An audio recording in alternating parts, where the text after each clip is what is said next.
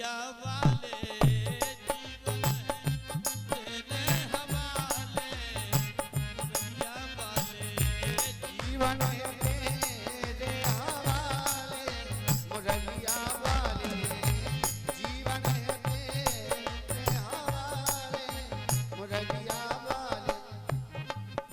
मीरा ने कहा प्रभु मैं कठपुतली तेरे हाथ की, मैं कठपुतली तेरे हाथ की, मैं कठपुतली तेरे हाथ की, मैं कठपुतली हाँ मैं कठपुतली हाँ मैं कठपुतली, मैं कठपुतली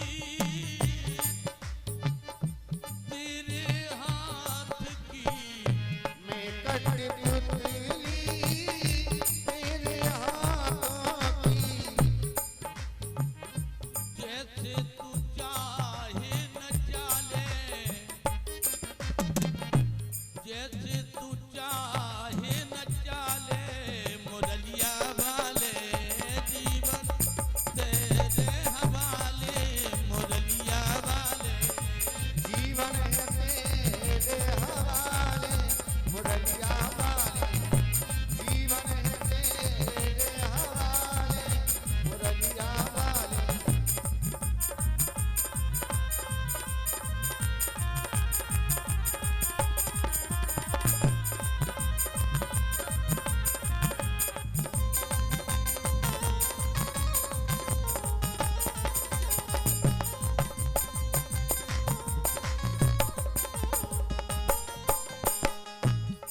मीराबाई कहती प्रभु मेरे अपने हुए न अपने, मेरे अपने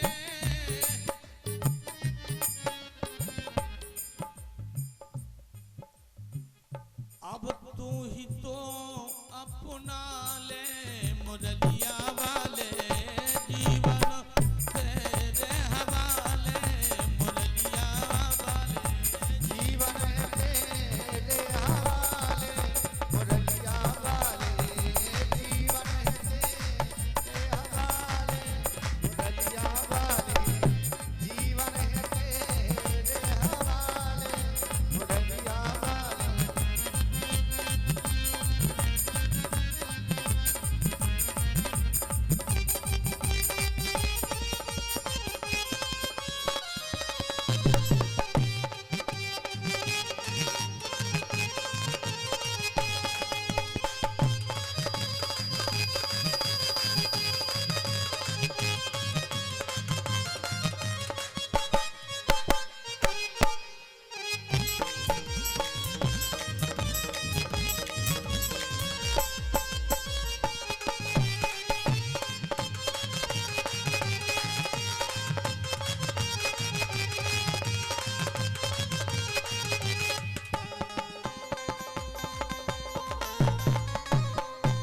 मुरलिया वाले जीवन तेरे हवाले,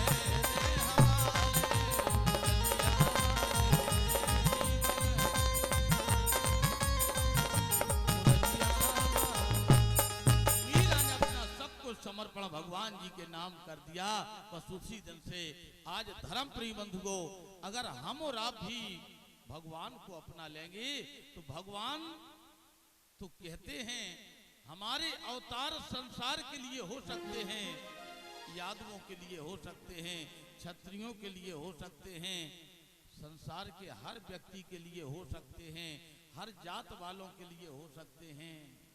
चाहे सतयुग का समय हो, चाहे त्रेता का समय हो, चाहे द्वापर का समय हो, चाहे आगे आने वाले कलयुग का समय हो, भगवान कहते हैं हमारा अवतार तो सिर्फ एक के लिए होता है। किसके लिए? ये भगवान की स्वयं की वाणी है।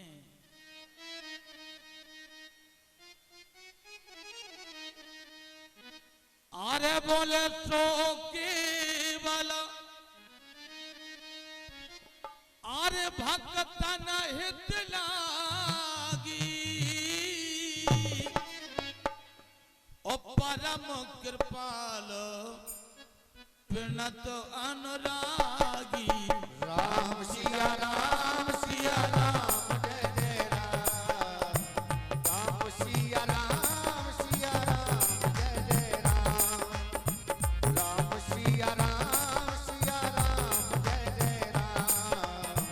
राम सिया राम सिया राम जय जय राम।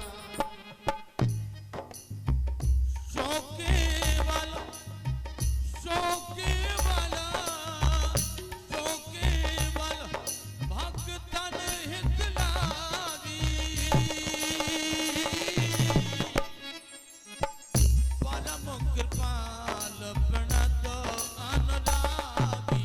राम सिया राम सिया राम जय जय राम।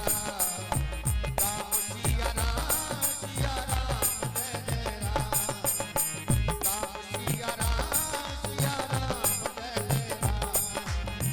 राम सिया राम सिया राम जय जय राम। अब भक्तों में चाहे मीराबाई जैसा कोई भक्त मिल जाए, चाहे सूरदास जी जैसा कोई भक्त मिल जाए, चाहे कबीरदास जी जैसा कोई भक्त मिल जाए, चाहे सबरी माता जैसा कोई भक्त मिल जाए, भगवान को किसी व्यक्ति से, किसी जात से, किसी धन दौलत वाले से, किसी सूरत वाले से भगवान को मतलब नहीं है। भगवान का अगर नाता है तो सिर्फ नाता एक व्यक्ति से है। भगवान का नाता किससे?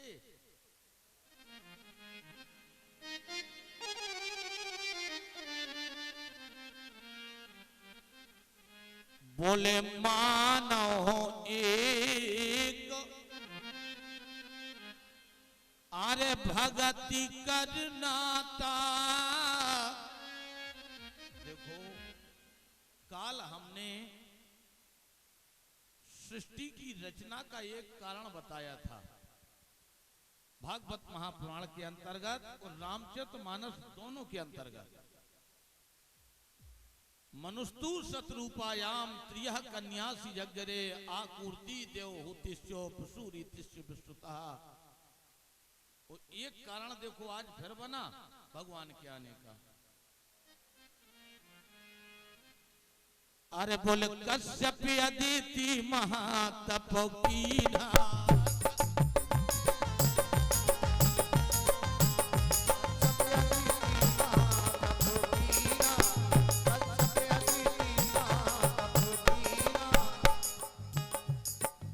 यहां से सृष्टि की रचना हो रही है।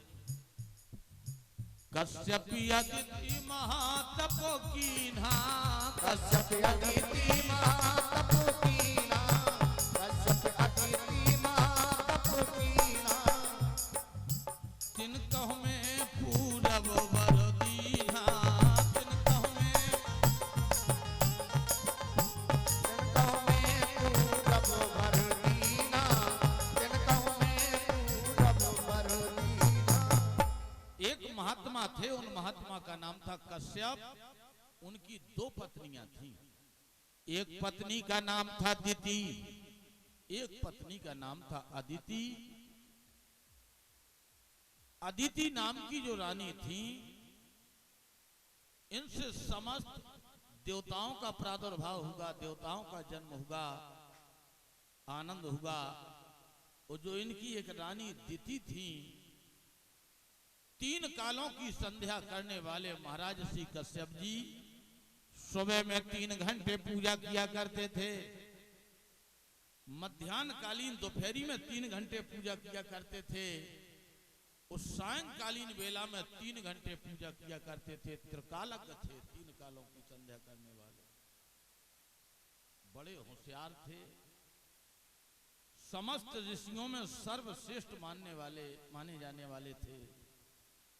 और हम और आप जितने लोग हैं, सब के सब किसी भी जात के हों, अगर जब हम और आपको अपने गोत्र का पता नहीं रहता है तो कश्यप गोत्र से संबोधित किया जाता है। जैसे किसी को अपना गोत्र पता नहीं,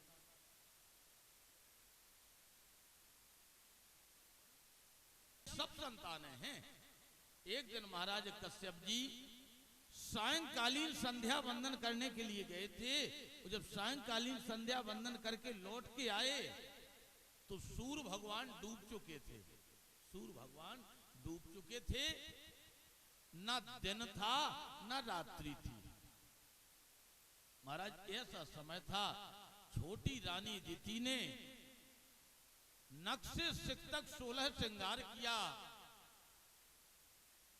केसों में इत्रगंधा महागंधा चंपक चमेली सुमनों की माला गूंथी, सुंदर वस्त्रों को पहना धारण किया, सुंदर आभूषण पहने अपने पति के इंतजार में बैठ गईं।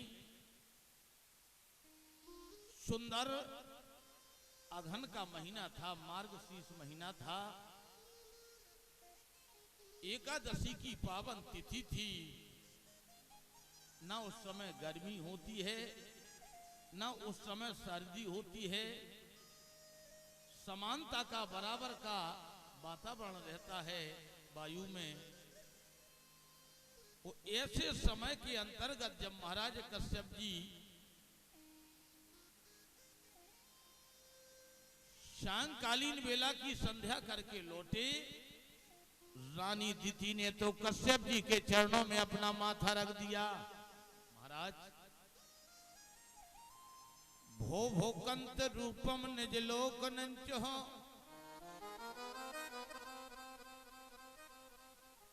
तम प्राणनाथो चरडार विंद। हम तुम्हारे चरणों में सत सत अभिनंदन वंदन करती हूं। कश्यप जी समझ गए खतरा।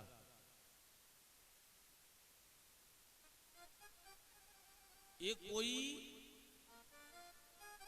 दंडवत प्रणाम करने का समय नहीं है। कभी नहीं करती थी, चाहे हम सुबह की पूजा करके लौटे, चाहे शाम की पूजा करके लौटे, चाहे दोपहरी की पूजा करके लौटे, लेकिन इन्हें पांव तो कहूं आज तक छुए ही नहीं है।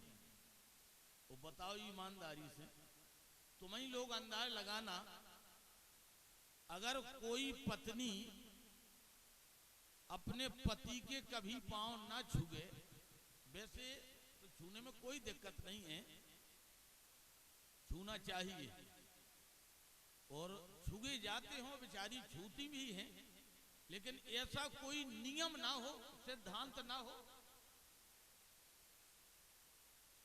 और अगर एकाएक में कोई छू ले तो समझ लो खतरा तो है।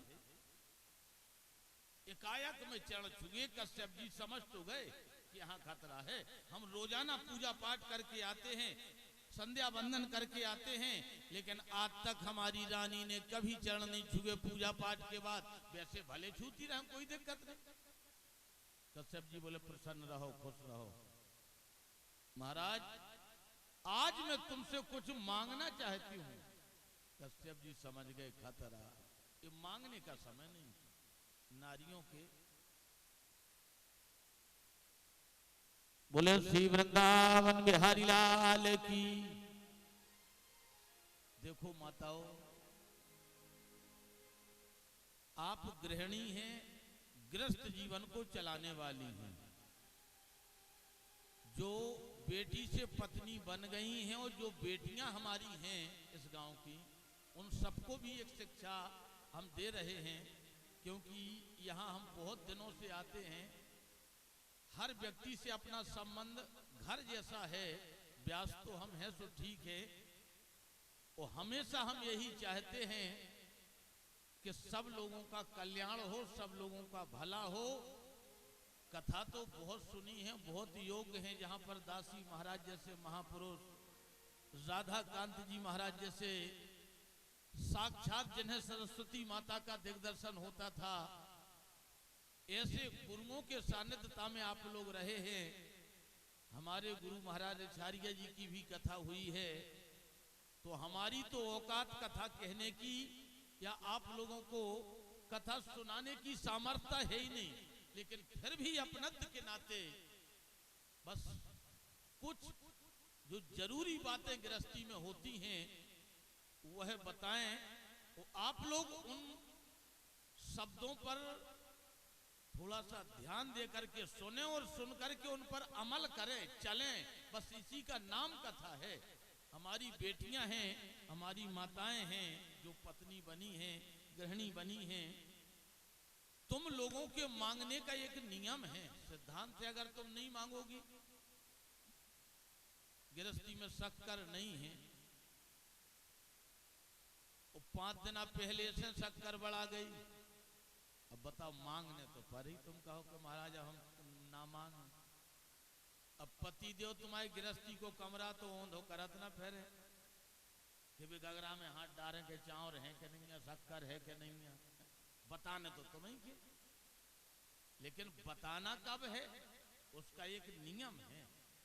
जो हमारी बेटियां हैं जिनकी शादी नहीं हुई है, भविष्य में शादी होगी, वो भी इन कथाओं को ध्यान से सुने और सुनकर के इन कथाओं पर चलें, तब तो कथा ठीक है। देखो मांगने का एक नियम है, मांगना तुम्हारा धर्म है, लेकिन जब चाहो तब नहीं, जब चाहो तब नहीं। पतिदेव तुम्हारे भोजन के लिए बैठे, उस समय तुम्हारी मांगने की व्यवस्था नहीं होना चाहिए। और हमारी माताएं बहनें अक्सर धरिया परसी और बेबेड जैसे 3-4 दिन से परहिया चढ़ो हो, पतिदेव ने एक कटोरो का बात का पेरा रहो कजू नहीं, मर गए तुम आए थे तो जब से आए गृहस्थी में आग ही छुबी। अब बताओ, जब पतिदेव खावे के बैठे तब यहाँ गृहस्थी में आग ही छुप गई। पतिदेव ने पूछा आखिर क्या बात है? बोले शक्कर नहीं है, गुड़ नहीं है, धनिया नहीं है, मिर्चे नहीं है, गैस सिलेंडर बढ़ा गो, कंडा नहीं है, लकड़ियां नहीं है, आग भी नहीं है, लूगर नहीं है, सब भर गो वही समय भर गो सब एक। अब ईमानदारी से बताओ, पति से रोटी खावे? वे तो कछु तो ऐसे हैं कि वे तो हाथ धोवे, कहा झोला दो पहले हम ले भगया फिर खे हैं। जब कछुआ ही नहीं है तो अब क्या खाएं? देखो माताओं, देखो मांगना तुम्हारा काम है, लेकिन जब पति देव भोजन करने लगे उस समय नहीं। जैसे राम नाम सत्य है, सब जानते हैं कि सत्य है, लेकिन कब है सत्य है? जब व्यक्ति 4 लोगों के कंधे पर अंतिम शोभा यात्रा में जाए और पीछे चलने वाले कहे राम नाम सत्य है, राम नाम सत्य है, राम कहे मुक्त है, तब तो वास्तव में सत्य है? और दूल्हा बैठे घोरवा पे बिटिया वाले के द्वारे टीका हो रहा, डीजे बज रहा, बैंड बज रहा, भांगड़ा बज रहा, और बराती नचवे वाले होते बिटिया वाले के द्वारे चिल्ला राम नाम सत्य है, राम नाम सत्य है। इतने जूता घाले के भाग को मुश्किल पड़ जाए होते थे। सत्य तो है, लेकिन उस समय सत्य नहीं है। कहाँ सत्य है, कब सत्य है, कब कहना चाहिए? देखो माताओं, एक सिद्धांत अपनाना। हमारी जो बेटियां हैं जिनकी शादी विवाह नहीं हुई है अभी, वो आगे हो जाए तो हमारा हाथ जोड़ करके निवेदन, एक तो करना चाहिए, कथा चाहे कम सुनो, पूजा पाठ चाहे कम करो, अपने अपने सास ससुर की सेवा करो, शाम के पति के हाथ पांव की सेवा करो। अब कछु कहता आई दैया महाराज, जैसे हमने कोई बहुत बड़ा पाप की कथा सुना दी है। कछु कह रही हमें सुनानो है, हमने कही कि पति की सेवा करो, बोले आई दैया महाराज।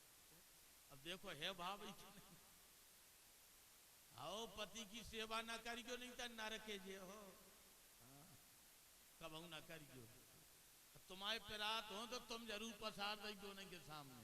हाँ देखो तुम्हारी कथा था कुछ नहीं, अगर केवल इतना करके देखना, कभी करके देखना, अगर पति की सेवा में शर्म लग रही, पति की सेवा में, तो सास ही की सेवा करो अकेले। 8 दिन करके देखो, केवल 8 दिन। तो अगर तुम्हारे जीवन में उतार चढ़ाव ना आवे तो 8 दिन के बाद में रजिस्ट्री तो कोई भाई नहीं है, छोड़ दो, ना कर। पति की सेवा, सास ससुर की सेवा, अपनी वाणी से सबको अच्छा बोलो, बस इसी का नाम कथा है। अब सास भर तो बड़ी प्रसन्न हुए, वो महाराज तुम्हारे पांव पर हैं, ई चपटू का सुधार तो देवता ना बहु। लेकिन शासन से भी हम हाथ जोड़ के निवेदन कि सासें सास बनवे, सासें भी सास बने। ऐसा नहीं है, बहू तो सीता बन जाएगी, सावित्री बन जाएगी, उर्मिला मांडवी सुतकीर्ति बन जाएगी, लेकिन सास पहले कौशल्या बने, तब कौशल्या बन के देखा, हाँ तब तो बहू। नहीं तो तुम पहले ही से ताड़का बनी फिर रही, तो बहू तो सूर्पनखा बनी बनाई है, उनमें कोई फर्क ही नहीं है। हाँ? कौशल्या बनो तो अब कछु सास ने सोच रही हूँ महाराज तुम्हारे पांव पर क्या कमी है हमें, सास के उनमें कछु कमी है, हम बता रहे सास की कमी। अगर इतने की शासन में शायद एक आध शासन में बेलक्षण होंगे जो सास में भाव चाहिए, एक आध सास में शायद। लक्षण क्या है? कोई भी बात बनावटी नहीं है। बोले पालांगो, बताओ कौन सास हाथ उठा के कि हमने आज तक अपनी बहू को पलका बिछाओ हो, बिछाओ कौन सास ने ना बिछाओ। कौशल्या बिछाओ, अच्छा ठीक है, पलका की छोड़ो, जानकी मैया को माता कौशल्या पलका पे पार के धप धप करके सुबह उठती जानकी अपनी बहू को। जब इतने पे जानकी मैया नहीं सोती थी तो बोले पलंग पीठ, अपने पिठैया लदा उठती पीठ पे, और पीठ पे लदा के कि हमारी बहू सो जाए, पूरे आंगन में घूमती थी। इतने पे जब नहीं सोती जानकी जी बहू रानी तो बोले पलंग पीठ तज गोद ही डोरा। 18 साल की अपनी बहू है अपनी ओली में पारे कर रखती, ओली में, वो ओली में पारक हैं, फिर सुबह करती बेटा सो जा, बेटा सो जा। बताओ आज तक कौन सास अपनी बहू के ओली में बैठा रो? मौका पड़ ओली ओली में नहीं। और अगर आज की शासन से कहो कि बहुमन के ओली में बैठा रो, बोले महाराज 92 किलो की हम तो मरीज हैं ओली में बैठा रहे, सास 35 किलो की बहू है 92 किलो की कहां से बैठा ले? तो लक्षण तो अपनाओ। हम और आप कहने लगते हैं केवल सास भर महाराज बहू बिटिया बराबर, लेकिन बहू बिटिया बराबर नहीं, अंतर में रखती हैं आप लोग, इसलिए बहू को भी अंतर करना पड़ता है। तो देखो मांगने का समय कब? पति देवता भोजन करके लेट जाएं और तुम उनके चरण चापने लगो, झूठे ही माट के चापने लगो, और फिर बताओ तुम पांव दावत दावत में, सुनो पिंकी के पापा शक्कर नहीं है, गैस सिलेंडर कम जलत तो आए बेका के हैं, अच्छा ईमानदारी से मतलब विजयी के सवेरे भारत में आज शक्कर की बोरी आज है, गुड़ आज है, समस्त व्यवस्थाएं आज हैं, तुम्हें कोई चिंता करने की जरूरत नहीं, आ जाएंगे कि नहीं। ये है उस समय बताने का। कश्यप ऋषि ने भी मन में विचार किया इस समय मांगने का तो कोई मौका है नहीं, सूर्य भगवान डूबने के लिए जा रहे, न दिन है न रात है, देवी अभी मांगने का समय नहीं है, मांगने का समय नहीं। लेकिन रानी दीति कहती हैं हमें तो अभी चाहिए, अभी चाहिए, अभी चाहिए। तो कश्यप जी बोलो क्या चाहते? महाराज आज तक हमने तुमसे कुछ भी तो नहीं मांगा, जब से शादी हुई, जब से विवाह हुआ, लेकिन आज दे दो, क्या चाहते हो? महाराज दानंच देहि मित्वाम तनयाभिरूपम, हमें एक बेटा दे दो। कश्यप जी ने देखा समय, अभी तो मौका नहीं है बेटा का, मुहूर्त ही नहीं है, ना कोई योग है लड़के का, ना कोई घड़ी है लड़के की, ना कोई नक्षत्र है लड़के का, अच्छा समय नहीं है। ए देवी अभी अभी अच्छा समय नहीं है, बेटा होगा उपद्री होगा। नहीं नहीं, हमें तो अभी चाहिए। और नारी अगर किसी काम के लिए हट कर जाए तो फिर मानने वाली है ही नहीं। रानी दीति ने हट की, हमें तो अभी चाहिए। महाराज कश्यप जी बहुत समझाते रहे, अभी मुहूर्त नहीं है, अभी नक्षत्र नहीं है, अभी समय नहीं है, अभी संयोग नहीं है, अभी सर्वार्थ सिद्ध योग नहीं है। और पहले हर काम मुहूर्त से किया जाता था, लेकिन आज मुहूर्त हो या ना हो, हमें तो बेटा चाहिए। कश्यप जी ने उनकी प्रार्थना को स्वीकार किया, सुना। महाराज रानी दीति को यह वरदान दिया, जाओ हम तुम्हें वचन देते हैं तुम्हारे गर्भ से बेटे का जन्म होगा। बस रानी दीति तो महाराज परम प्रसन्न हो गई। कश्यप महात्मा जी का वह वरदान, रानी दीति का गर्भ धीरे धीरे शुक्ल पक्ष के चंद्रमा की तरह उत्थान बढ़ने लगा। 1 दिन, 2 दिन, 4 दिन, 6 दिन, 1 महीना, 2 महीना, 3 महीना, 4 महीना, 5 महीना, 8 महीना, 9 महीना, 10 महीना, 1 साल। अब गर्भ बाहर न निकले।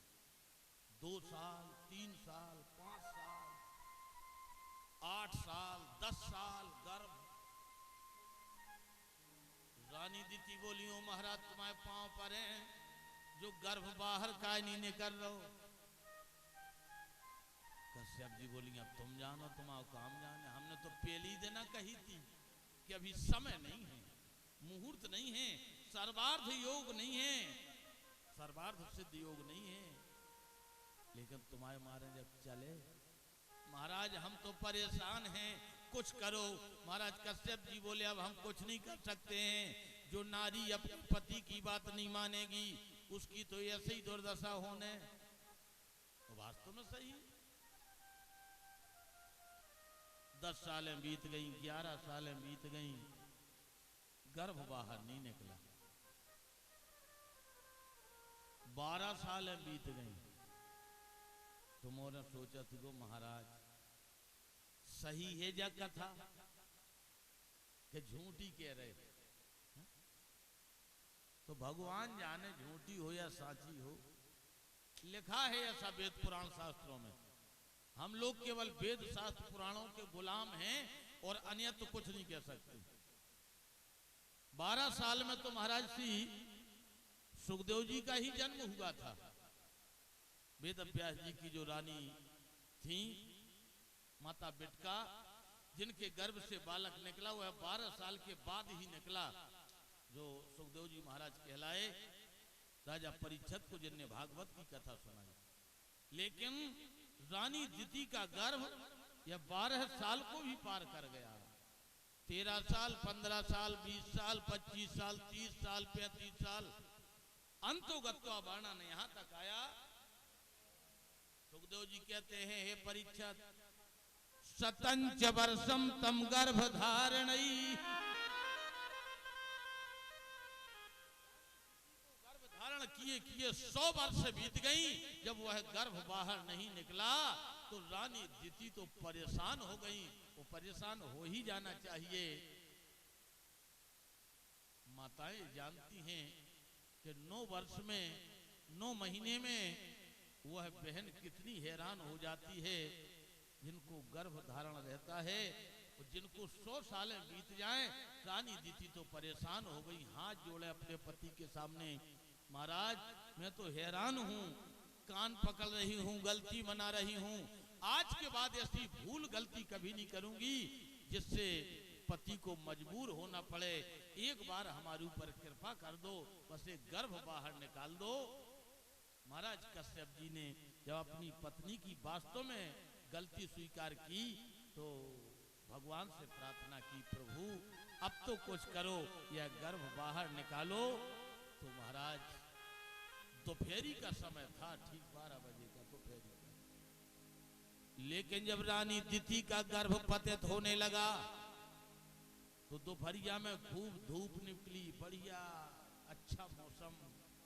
लेकिन भगवान की ऐसी कृपा, महाराज हवा चलना प्रारंभ हुई, तेज एकाएक दोपहरी हवा चले, चारों तरफ धूल उड़ना प्रारंभ हुई। वह धूल आकाश मंडल में गई।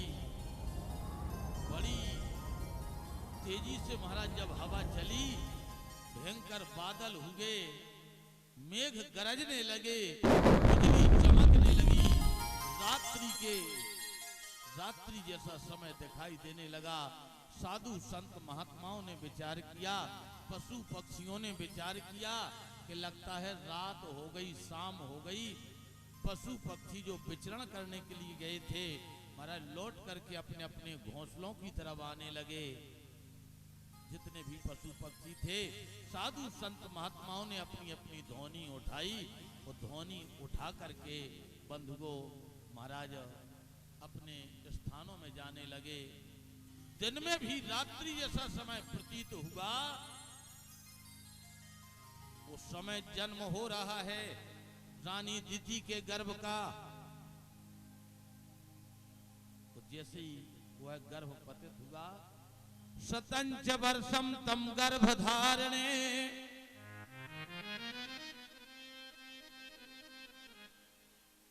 तम जन्म धात्री धरणी धरा तुमन। वह गर्भ पतित हुआ तो जैसे धरती पर महाराज गर्भ गिरा, एक के बाद तत्काल दोनों गर्भ जैसे ही धरती में गिरे, लड़के वो गिरते ही सुखदेव जी महाराज कहते हैं उन दोनों लड़कों ने धीरे धीरे धीरे धीरे धीरे अपना आकार बढ़ाना प्रारंभ कर दिया। एक ही मिनट में, बिल्कुल ज्यादा समय नहीं, ना एक दिन लगा हो, ना एक साल लगा हो, ना एक महीना, एक ही मिनट नहीं लगा। जैसे ही रानी दिति के गर्भ से निकले, दोनों बालक धरती में गिरे, धरती का स्पर्श हुआ, धीरे धीरे धीरे धीरे धीरे धीरे दोनों बड़े होने लगे। वो इतने बड़े नहीं, 3.5 हाथ के, 7 हाथ के, 15 हाथ के, वो तो महाराज बढ़ते ही जाए, बढ़ते ही जाए, बढ़ते ही जाए, बढ़ते ही जाए। राजा परीक्षित कहते हैं प्रभु कितने बड़े हो गए? बोले धरणी धरात्मनौ यस गगनंच मंडलई। सीधे जाकर के दोनों के हाथ बादल के छूने लगे। कश्यप जी बैठे थे, देखो बोले भाई रे भाई, ऐसे लड़का कितने जी पर हैं, को कपड़ा सेल है इनके, इतने बड़े। कश्यप जी ने देखो बेटा छोटे बन जाओ, छोटे बन जाओ। कश्यप जी कोई साधारण महात्मा नहीं थे। दोनों वह बालक छोटे बने। धरती में महाराज दोनों 1.5 बीते के हाथ हैं, पैर हैं, पेट है, छाती है, मुख है, उस पूरा शरीर तो ऐसे है। स्वर्णंच देहि में त्वाम, दोनों बालकों के शरीर सोने की तरह पीले हैं, पीले सोने की तरह। ये नहीं सोचना कि राक्षस थे तो करिया होंगे ना, पीले सोने की तरह। भागवत में लिखा बिल्कुल सोने की तरह। स्वर्णंच देहि में त्वाम, सोने की तरह दोनों के शरीर। महाराज 1 दिन बीता, 2 दिन बीते, 3 दिन, 4 दिन, 5 दिन, छठवें दिन छठी संस्कार हुआ। वो छठवें ही दिन कश्यप जी ने तमाम महात्माओं को, तमाम ऋषियों को, सनक सनंदन सनातन सनत कुमार, देवल भृगु अंगराज चैन पिप्पल पाराशर जमदग्नि भरद्वाज अत्रि वशिष्ठ, तमाम प्रकार के ऋषियों को एकत्रित किया, इकट्ठा किया। वो दोनों बालकों को ले जा करके कश्यप जी ने चरणों में डाल दिया। महाराज इन दोनों का नामकरण किया जाए। संतों से कहा, संतों ने कहा काहे को महाराज उपहास कर रहे हो? आप इतने बड़े महात्मा हैं, इतने पहुंचे हुए ज्ञानी ध्यानी हैं, संसार के बेटों का नामकरण आप करते हैं और हमसे कह रहे हो तुम लोग करो। तो महाराज उन लोगों ने नामकरण किए। हे महाराज कश्यप, इन दोनों के शरीर सोने की तरह हैं। वो कश्यप उनके पिता का नाम है। इसलिए सुनो तुम्हारे बड़े बेटे का नाम हिरण्य, हिरण्य माने होता है सोना, इनका शरीर सोने की तरह है। और कश्यप तो आप हैं ही, इसलिए तुम्हारे बड़े बेटे का नाम हिरण्यकश्यप रखा जाता है। हिरण्यकश्यप रख दिया। छोटा बेटा तुम्हारा इतना बलवान होगा, इतना ताकतवर होगा कि अपने भुजाओं के दम पर समस्त भूमंडल में एक छत्र राज करने वाला होगा। इतनी ताकत होगी इसकी भुजाओं में कि अगर ये चाहे तो अपने हाथों से महाराज समस्त देवताओं को, समस्त यक्षों को, समस्त गंधर्वों को, समस्त मनुष्यों को अपने ही हाथों से मार करके एक छत्रपति राज्य करने वाला ये तुम्हारा दूसरा बालक होगा। बोले यक्षम तुदीय जाता, यक्षों पर विजय प्राप्त करने वाला होगा। इसलिए इसका भी शरीर सोने की तरह चमक रहा है, इसलिए इसका नाम है हिरण्याक्ष। हिरण्य माने सोना, यक्षों पर विजय प्राप्त करने वाला, दोनों का नाम रख दिया गया। धीरे धीरे यह दोनों महाराज बड़े होने लगे। 1 महीना के, 2 महीना के, 4 महीना के, 6 महीना के, 8 महीना के, 1 साल, 2 साल, 5 साल, 8 साल।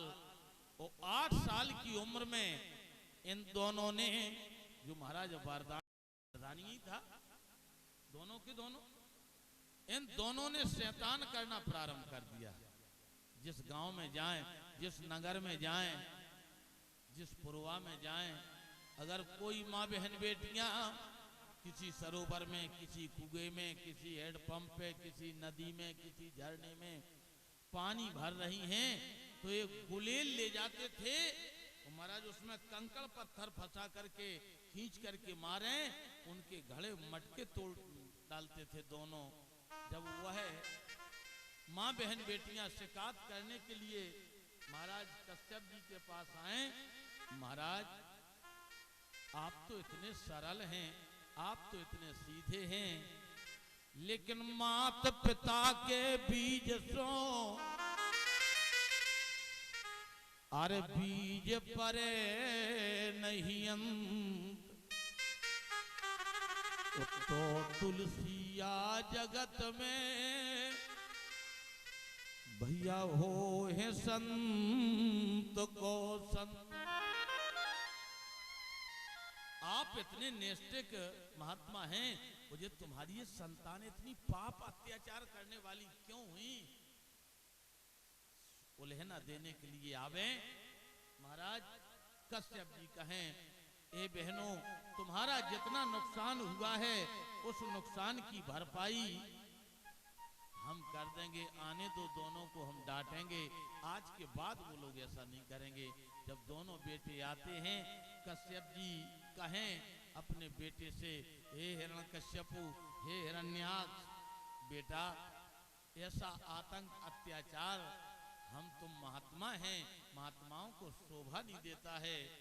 महाराज ये तो बाप के सामने ताल ठोकने लगे, हम तो ऐसे ही करेंगे, हम तो ऐसे ही करेंगे। धीरे धीरे उम्र बढ़ी, 18-20 साल के हुए, मदरा पान करने लगे, मांस भक्षण करने लगे। कश्यप जी के सामने महाराज मदरा पान करके आए, दाढ़ी पकड़ के हिला दें, कश्यप जी बेचारे चुप हो जाएं।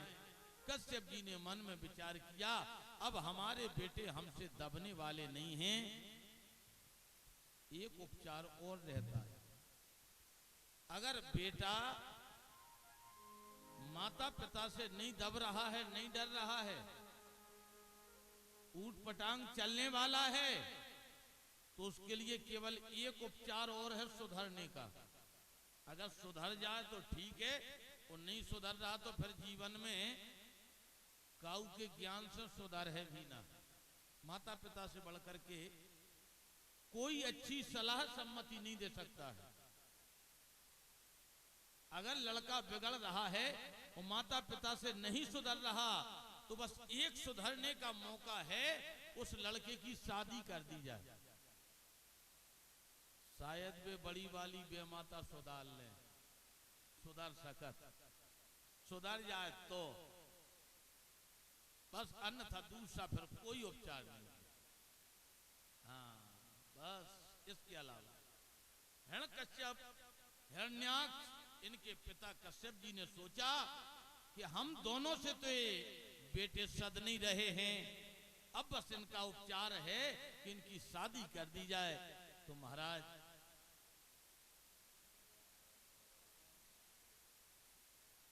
इनने ढिढोरा पिटवाया। तो एक जंभ नाम के राजा थे, जंभ नाम राजा का नाम था जंभ, जिनकी इकलौती बेटी थी जिसका नाम था कयाधु। कयाधु के पिता जंभ ने सोचा हमारी बेटी विवाह के लायक है। कश्यप नंदन ने अपने बेटे के विवाह के लिए ढिढोरा पिटवाया। इनने जाकर के अपनी बेटी का टीका तिलक कश्यप के बेटे हिरण्यकश्यप के साथ में तय कर दिया। विवाह हुआ वेद की रीत के अंतर्गत, जैसी राक्षसों की परंपरा है। रुषा भानु नाम की जो महाराज छोटी बेटी थी, जिनके पिता का नाम था पुलोम, पुलोम नाम के राजा की बेटी थी जिसका नाम था रुषा भानु। उनने जब ढिढोरा सुना कि कश्यप जी अपने बेटे का विवाह करना चाहते हैं, तो उनने अपनी बेटी का तिलक रुषा भानु का कश्यप जी के छोटे बेटे के साथ में तय कर दिया। इनका भी विवाह हो गया। लेकिन ये सुधरने वाले कहां, जब इनकी शादी हो गई इसके बाद तो इनने और ज्यादा आतंक अत्याचार बढ़ाना प्रारंभ कर दिया। अगर कहीं पर कोई महात्मा मिल जाए, महात्मा की ये दोनों भाई डांडी नोच लेते थे। अगर कोई पंडित जी कथा बांचते मिल जाए तो पंडित जी को तो मूड़ काट लेते, बच नहीं ना दे। अगर कोई धर्मात्मा गांव मिल जाए, धर्म करने वाले लोग, तो ये दोनों भाई अपने साथ में तमाम राक्षसों का दल बल ले जाकर के जाते थे। और गांव के अंदर सब लोगों को बंद करके गांव के बाहर आग लगा देते थे। बाहर से खड़े हो जाते थे, जो बाहर निकलता था अपनी धारदार हथियारों से उनके प्राण ले लेते थे। ऐसा आतंक इनने फैलाया। बोले जी जी गाँव अरे धेने तो जो पावही, जी जी गाँव धेने तो जय गाँव घेनो तुझ पावई, जय गाँव घेनो तुझ पावई। जी जी गाँव धेन तुझ पावही, नगर गाँव पोलो आग लगावई, नगर गाँव पोलो आग लगावई, नगर गाँव पोरो आग लगावई, नगर गाँव पोरो आग लगावई। इतना आतंक, इतना आतंक, इतना आतंक कि पूरे भूमंडल में महाराज ने दोनों भाइयों का जलजला। कई बार देवताओं को इन दोनों भाइयों ने महाराज खरीद दिया। देवता लोग प्राण बचा करके भागे, यक्षों को खरीदा, मनुष्यों को खरीदा। सब लोग इसके आतंक से डरे। जिस नगर में जाएं, जिस राजा महाराजा के राज्य में जाएं, तो ये अपनी तलवारें दिखाएं, राजा महाराजा सिंहासन छोड़ करके इनके चरणों में गिर जाते थे। महाराज आइए, महाराज आइए, महाराज आइए। धीरे धीरे समय बीतता चला गया। बहुत आतंक। महाराज कश्यप जी कि जो बड़े बेटे हिरण्यकश्यप थे, इनकी रानी को गर्भ रहा। पहला गर्भ हुआ, उस बेटे का नाम सानुलाद रखा। दूसरा बेटा हुआ, उस बेटे का नाम पिप्पलाद रखा। तीसरा बेटा हुआ, उसका नाम एहलाद रखा। जो छोटा भाई था हिरण्याक्ष, इसकी पत्नी जो रुषा भानु थी, इसके गर्भ से 8 बेटों ने जन्म लिया। 8 बेटे धीरे धीरे बड़े होने लगे। हिरण्यकश्यप के भी बेटे बड़े होने लगे। अब तो इन दोनों भाइयों का इतना आतंक, इतना जलजला, पूरे के पूरे पृथ्वी में रहने वाले जितने जीव थे सबके सब हा हा करें, हाथ जोड़ें, महाराज इनका कब अंत हो, ये पापी कब इस धरती से जावे। तब तक हिरण्याक्ष ने कहा, भैया हम पृथ्वी में कोई ऐसा काम करना चाहते हैं जिससे हमारा नाम रोशन हो जाए। क्या करना चाहते हो? बोले हम पूरी पृथ्वी को उठा करके पाताल ले जाएंगे और भिष्टा में जाकर के समाहित कर देंगे। भिष्टा में जाकर हिरण्यकश्यप ने कहा, भैया हम भी यही चाहते थे कि कोई ऐसा काम करो कि जिससे महाराज नाम विख्यात हो जाए, जग जाहिर हो जाए। बस इसने एक दिन विचार किया और पृथ्वी को ले जाने की मन में ठानी, तो पृथ्वी को नहीं ले गया। पृथ्वी माता में जो पृथ्वी के तत्व थे, जैसे अगर किसी ब्राह्मण की चंदन है, चोटी है, माला है, वेद शास्त्र पुराण है, अगर ये चीजें छीन ली जाएं, ब्राह्मण समझ लो महाराज विद्या से हीन हो जाएगा। समस्त चीजें ब्राह्मण की चलेंगी, समझ लो कुछ नहीं बचा।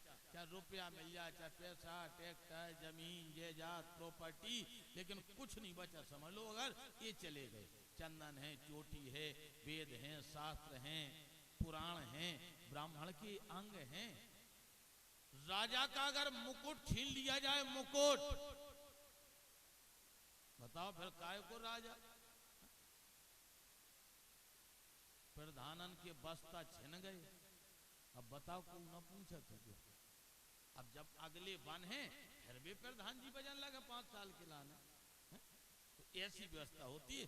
राजा का मुकुट छिन जाए, राजा बेकार। मणि वाले सर्प से अगर मणि निकाल ली जाए, सर्प बेकार। इसी प्रकार से इसने जो पृथ्वी माता के तत्व थे पृथ्वी में, वो तत्व निकाले, वो तत्व निकाल करके बड़ी अट्टहास गर्जना करता हुआ पाताल की ओर जाने लगा। पृथ्वी तो निर्वस्त्र हो गई है, पृथ्वी तो नग्न हो गई है, पृथ्वी तो सम्मानहीन हो गई है, पृथ्वी तो तत्वहीन हो गई है। ऐसे लग रही है जैसे बिल्कुल निर्वस्त्र हो, बिना वस्त्रों के हो। जब इसने गर्जना की, हंसी की, तो पृथ्वी में रहने वाले पृथ्वी के भक्तों ने, जिनकी ये पृथ्वी माता है, पृथ्वी के भक्तों ने सोचा राम राम राम, हमारी माता की ऐसी दुर्दशा, बेचारे भक्त सहन न कर सके। अब लड़े किससे? हिरण्याक्ष से लड़ना बड़ा मुश्किल था, कोई जीत पाता नहीं था। तब तक पूरे के पूरे भक्त जितने पृथ्वी माता के बेटे थे सबई हैं हम और आप, भले ही माँ के गर्भ से हम और आपने जन्म लिया है, लेकिन हम और आप कहलाते पृथ्वी माता के बेटे हैं। हम किसान के बेटे हैं, हम पृथ्वी माता के बेटे हैं, पृथ्वी से आते हैं और पृथ्वी में जाकर के मिल जाते हैं। हमारी माता है पृथ्वी, ये हमें जैसे ही जन्म देने वाली माता हमें दूध देती है जीवन जीने के लिए, इसी प्रकार से ये पृथ्वी माता हम और आपको अन्न देती है। ये माता ही का काम है खिलाने पिलाने का। और जब पृथ्वी मैया की ऐसी दशा उन भक्तों ने देखी, बेचारे चिल्ला पड़े वो भक्त लोग भगवान को, प्रभु प्रभु प्रभु,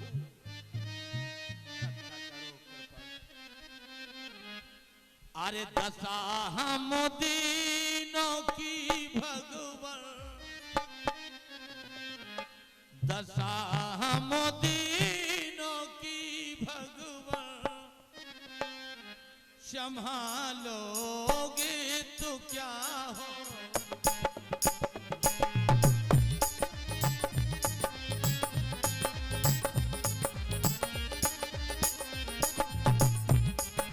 दशा हम दीनों की भगवान, दशा हम दीनों की भगवान, संभालो क्या होगा। दशा हम दीनों की भगवान,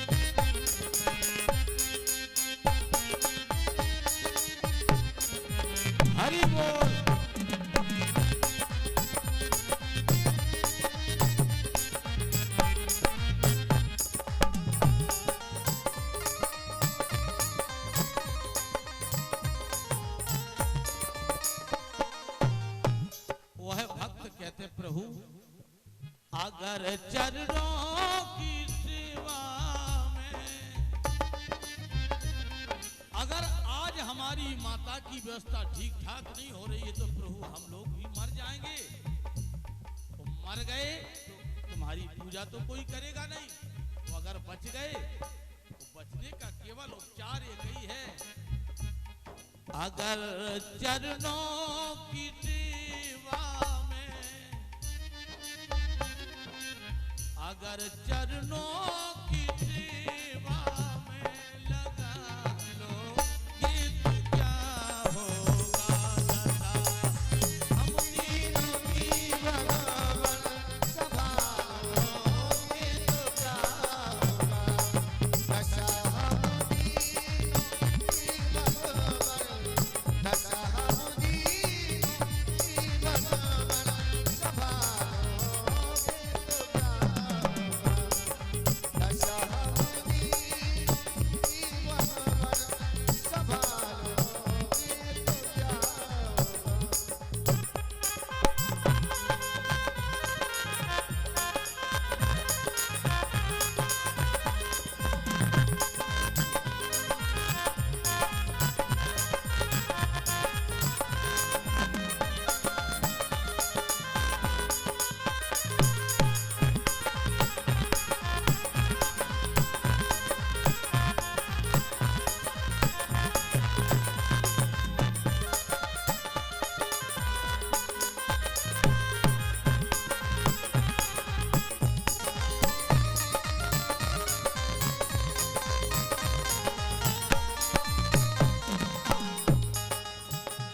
उन भक्तों ने कहा प्रभु अगर गर्भपात की है हम,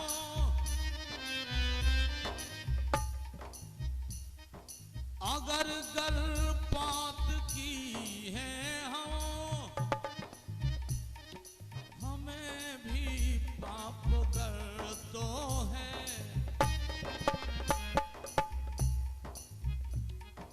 अरे लज्जा दोनों ही कुल की, अरे लज्जा दोनों ही कुल की बचा लोगे तो क्या होगा दशा हम तीनों की भगवान संभालो ये तो क्या होगा दशा हम तीनों की भगवान संभालो ये तो क्या होगा दशा हम तीनों की भगवान संभालो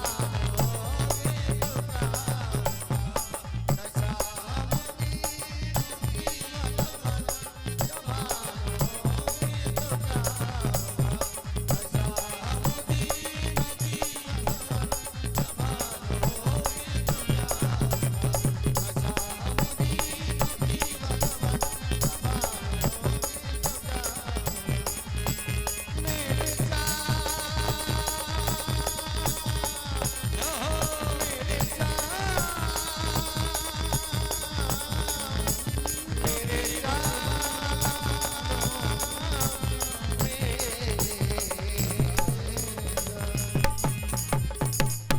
उसी समय भगवान की जब स्तुति तमाम भक्तों ने की तो प्रबल प्रेम के पाले पड़कर प्रभु को नियम बदलते देखा, आपन मान टले टल जाए पर भक्त का मान न टलते देखा, सो केवल भक्तन हित लागी। भगवान लक्ष्मी नारायण ने 24 अवतारों में एक रूप धारण किया, 12 का 12 भगवान प्रकट हो गए। प्रेम से बोले 12 भगवान की। बड़े बड़े दांत हैं महाराज, बड़े बड़े नाखून हैं, सुअर का रूप बनाया भगवान ने 12 का। भक्तों के लिए ऐसा निकृष्ट रूप बनाया कि केवल भक्तों की व्यवस्था के लिए ही सब कुछ कर सकते हैं भगवान। 12 भगवान प्रकट हुए, वो 12 भगवान ने महाराज जाकर के हिरण्याक्ष जो पृथ्वी के तत्वों को ले जा रहा था उसका वध करके और पृथ्वी के तत्वों को ला करके जहां का तहां स्थापित कर दिया। पूरे भक्तों ने जाकर के भगवान की स्तुति की, जय जय सुरनायक जन सुखदायक प्रणत पाल भगवंता। हे प्रभु, हम सब लोग मिलकर के तुम्हारी स्तुति करते हैं, प्रार्थना करते हैं, बस आए, बस जल्दी में एक थोड़ी सी झांकी और बस कथा को विश्राम। आज देखो सायंकालीन बेला में हमारे राजा परीक्षित जी और तमाम लोगों ने कहा कि महाराज जन्म की कथा रात में हो जाए। रात में बताओ कितने लोग चाहत के रात में हो जाए? ये मोहल्ला वाले यहाँ सब चाहत। अब आन मोहल्ला वाले आहो के ना हो आने पारे। हाँ, और जे कहूँ ना पाओ तो हमारे पारी छत ने जो जिम्मेदारी लई कि अगर जे कहूँ टेढ़ के उतरब है, हम 4 व्हीलर से उठवा हैं और 4 व्हीलर से छोड़वा हैं। या उनने कही भी, हमने कही कि बहुत दूर तक के श्रोता आते हैं, बाहर से भी आते हैं, तो आज भर हो जान दो 2 ही टाइम रात में जन्म हो जाए, लेकिन ज्यादा समय नहीं लेंगे हम। इधर कछु जने जो ही सोचा तुम्हें ले महाराज तुम्हारे पाँव पर है, हमारा दूध मंगवा लो, अब तुम कहाँ लगे ऐसी बात है? तो ये सो तो नहीं है उन्हें अपने घर ले जाने हो। तो देखो दूध में तो कोई उंगरिया भी ना बोर है, ज्यों को त्यों रखो। जे कोई बेरा नहीं ले आ पाओ वो संजा के लेता है। और ठीक 7 ही बजे से कथा हो जे है, और 7 से 9, 9:30, ज्यादा से ज्यादा 10, आखिरी 10, ज्यादा सर्दी भी नहीं करेंगे। बस आखिरी 10 बजे तक समस्त कार्यक्रम रात्रि मान पधार रहे हैं। पधारो ना जल्दी, समय भी ज्यादा है। बोले बामन ते विराट बन जाना, पावन ते विराट बन जाना।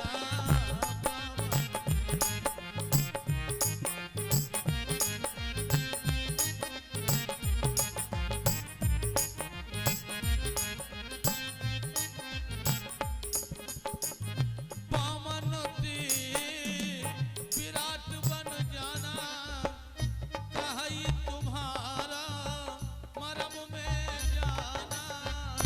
पावन ते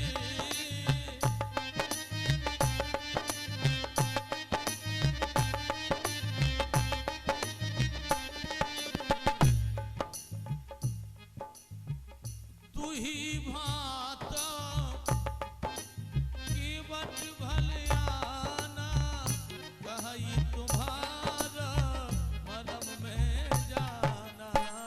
कहीं तुम्हारा मरम में जाना।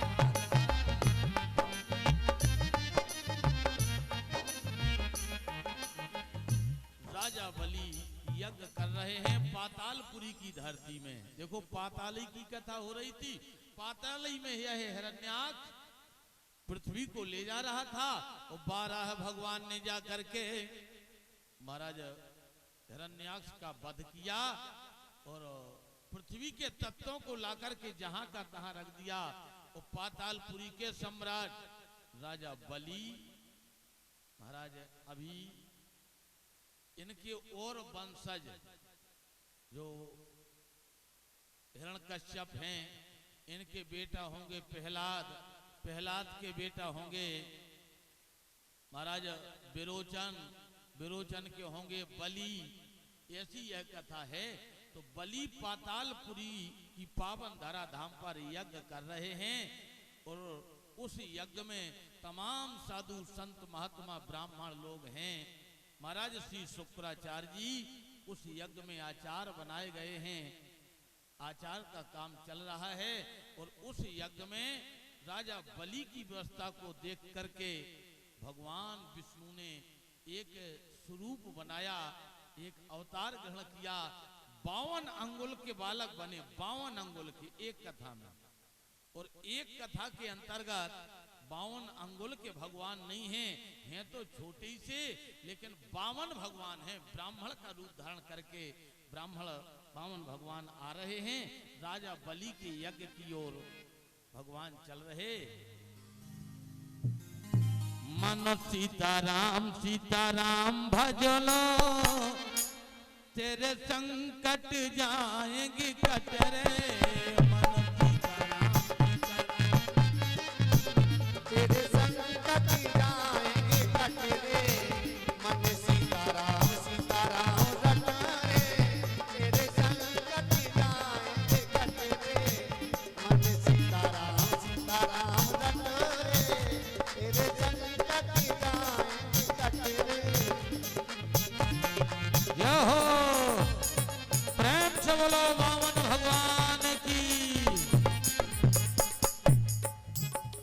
मन सीताराम भज रे, तेरे संकट जाएंगे कट रे।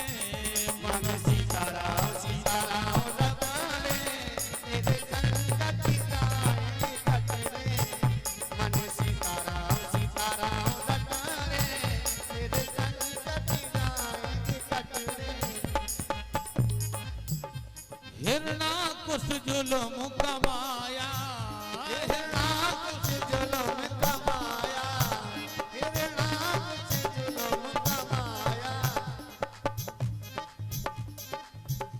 प्रहलाद जी को बहुत सताया, प्रहलाद जी को बहुत सताया, प्रहलाद जी को बहुत सताया। प्रभु पल में हुए प्रगट रे। हरि 24 अवतारों में सनक सनंदन सनातन सनत कुमार यह भी अवतार है। शूकर 12 यह भी भगवान का अवतार है। 52 यह भी भगवान का एक अवतार है 24 अवतारों में। तो आज यह अवतार हुआ है भगवान का। प्रभु पल में हुए प्रगट रे, प्रभु पल में हुए प्रगट रे, तेरे संकट जाएंगे कट रे। मन सीताराम रटा रे, तेरे संकट जाएंगे कट रे। मन सीताराम बोलो श्री बावन भगवान की। कट रे। मन सीताराम रटा रे, तेरे संकट जाएंगे कट रे।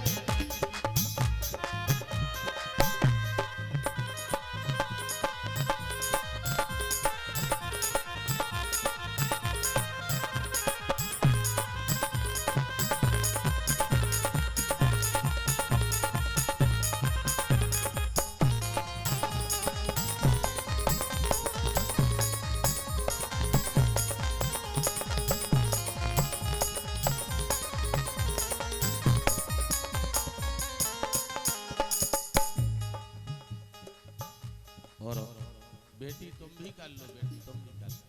हम जरूर ये नहीं सोचना कि फलाने का लड़का है हम कैसे करें। इस समय लड़का नहीं है, 52 भगवान है।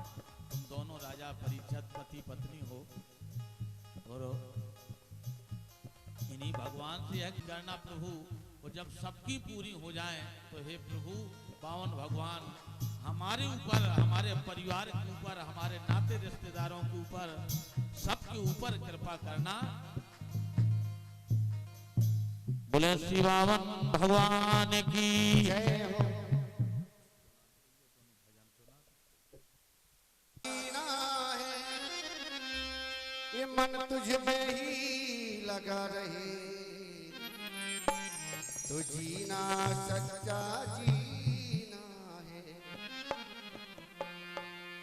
अदान वाली शामो तेरी यो तू सच्चा एक नगीना है।